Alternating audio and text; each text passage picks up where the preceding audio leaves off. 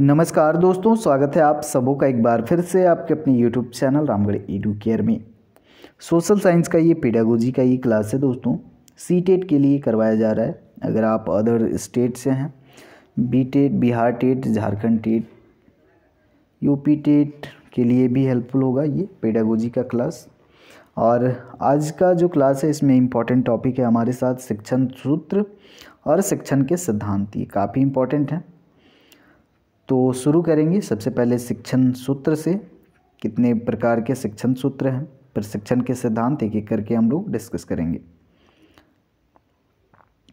शिक्षण सूत्र में मार्गदर्शक कारक होते हैं।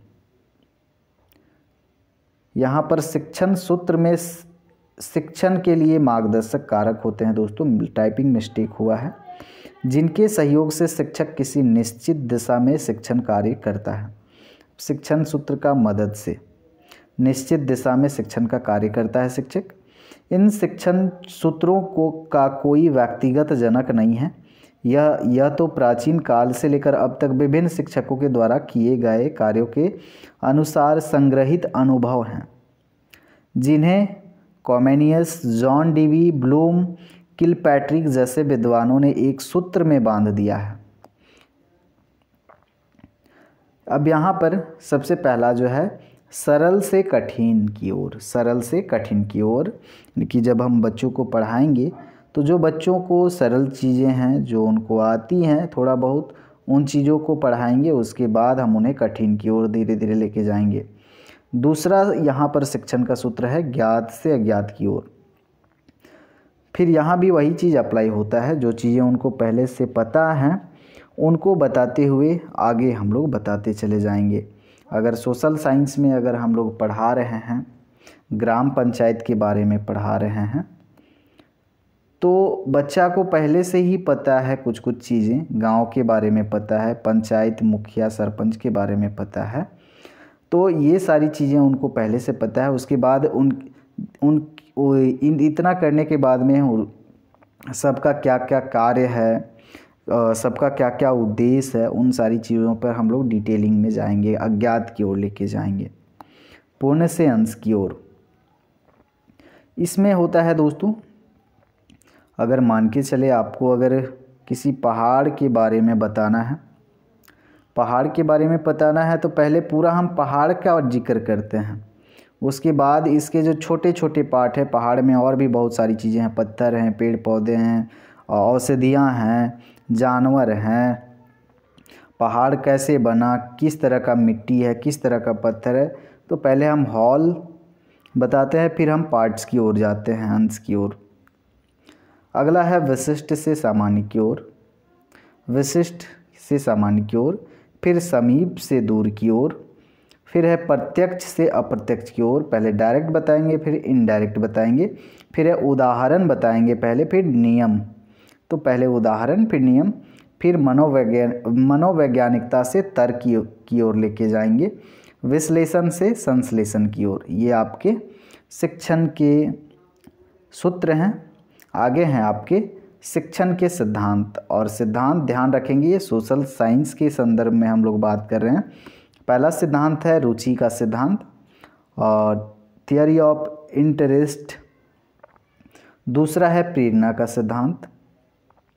कहने का अर्थ है कि जब भी हम पढ़ाएंगे बच्चों के रुचियों को ध्यान में रखते हुए हम लोग पढ़ाएंगे, ये रुचि का सिद्धांत को फॉलो करेगा।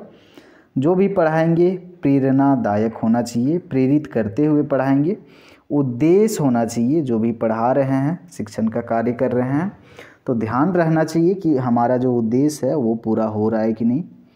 क्रियाशीलता का सिद्धांत, एक्टिव होने चाहिए स्टूडेंट टीचर। राष्ट्रीयता का सिद्धांत, ये भी फॉलो होना चाहिए। नियोजन का सिद्धांत, लोचशीलता का सिद्धांत। उसके बाद में है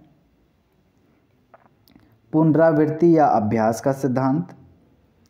अब यहाँ पर एक एक करके सबको डिटेल में हम लोग देखेंगे। पहला रुचि का सिद्धांत है। एक शिक्षक का शिक्षण कार्य करते समय इस बात का ध्यान रखना चाहिए कि बालक में पढ़ाई जा रही विषय वस्तु के प्रति ज़्यादा से ज़्यादा रुचि हो, क्योंकि बालक में जितनी अधिक रुचि होगी उसकी अधिगम और अधिगम की मात्रा उतनी ही अधिक होगी। एक विद्वान के अनुसार बालक को सक्रिय रुचि उसके अधिगम की मात्रा को बढ़ाती है।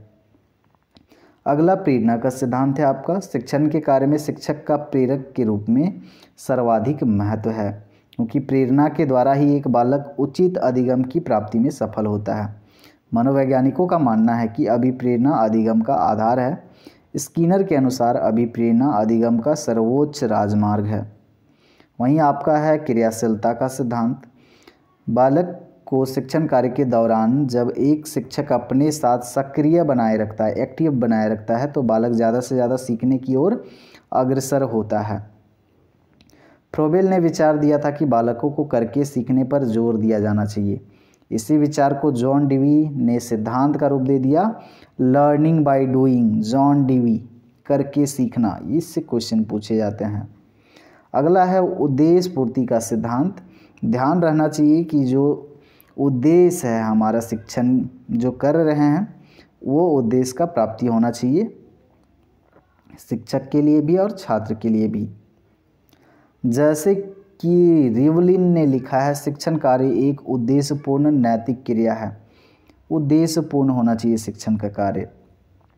अगला सिद्धांत है सहसंबंधता का सिद्धांत। सहसंबंधता का सिद्धांत। शिक्षण कार्य करते समय एक शिक्षक को चाहिए कि वह एक विषय की विषय वस्तु को दूसरे विषय की विषय वस्तु से जोड़ते हुए बताने का प्रयास करे।